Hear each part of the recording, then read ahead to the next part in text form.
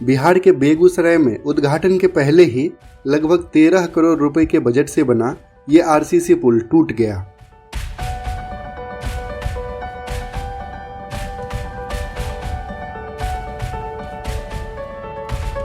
लगभग 206 मीटर लंबा ये सो कॉल्ड उच्च स्तरीय आरसीसी पुल के बीच का हिस्सा अब नदी में गिर चुकी है।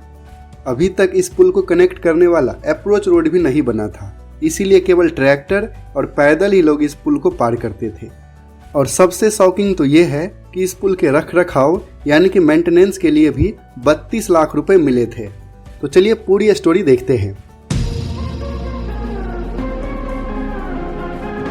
ये पुल बना है बिहार के बेगूसराय डिस्ट्रिक्ट के साहेबपुर कमाल ब्लॉक में बिशनपुर अहोक गांव के पास। बूढ़ी गंडक नदी में यहाँ पर कोई भी पुल नहीं होने के कारण लोग पहले नाव से ही इस नदी को पार करते थे।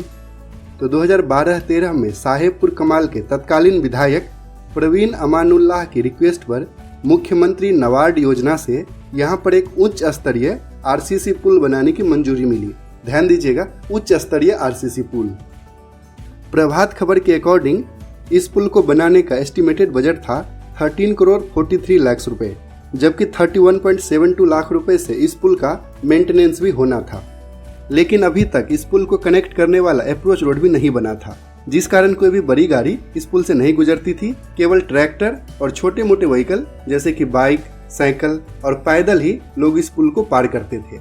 गनीमत ये रही कि जब ये पुल टूटा उस समय इस पुल पर कोई भी नहीं था।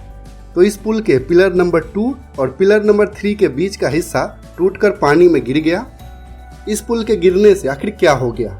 2 दिन, 4 दिन, 10 दिन या 1 महीने ये न्यूज में बना रहेगा। लोग इसकी चर्चा करेंगे, सरकार के खिलाफ विरोध करेंगे, लेकिन फिर सब नॉर्मल हो जाएगा, सब लोग भूल जाएंगे। लेकिन जिन गाँवों को कनेक्ट करने के लिए ये पुल बना था, आप अंदाजा लगाइए, वो लोग सालों से उम्मीद लगाए बैठे थे कि पुल बन गया, अब रोड भी बनेगा और पूरे क्षेत्र का विकास होगा, क्योंकि अब नाव से इस नदी को नहीं पार करना होगा।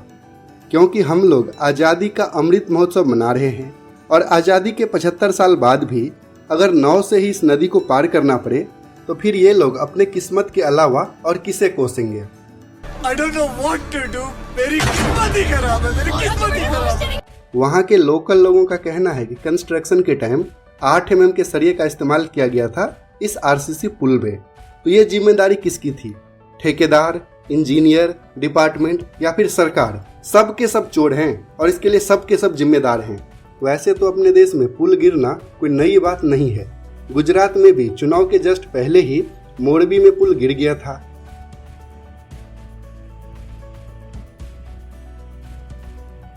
और इसमें काफी सारे लोगों की जान भी चली गई थी। इसको लेकर भी काफी बवाल मचा था। लेकिन क्या हुआ? इसके बाद भी बीजेपी गुजरात में रिकॉर्ड वोट से चुनाव जीत गई। अगर बिहार की बात करें तो माननीय श्री नीतीश कुमार जी पिछले 15-20 साल से बिना किसी टेंशन के मुख्यमंत्री पद पर विराजमान हैं। हालांकि उनके मुख्यमंत्री काल में ऐसे कई सारे ब्रिज गिर गए, लेकिन उनको कोई फर्क नहीं पड़ा।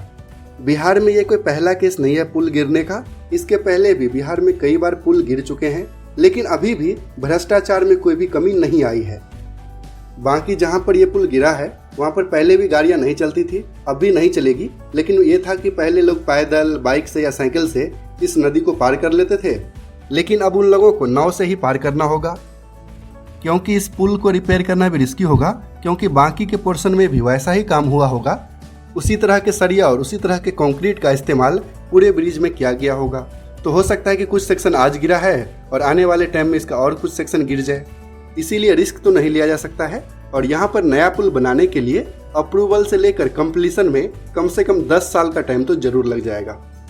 बाकी इस पुल को बनाने वाला ठेकेदार, इसकी चेकिंग करने वाला इंजीनियर, इसको पैसा देने वाला विभाग और सरकार, सबकी मौज है। हो सकता है अगले कुछ दिनों में इन पर कोई कार्रवाई हो, लेकिन अगले 1-2-6 महीने में सब चंगा हो जाएगा।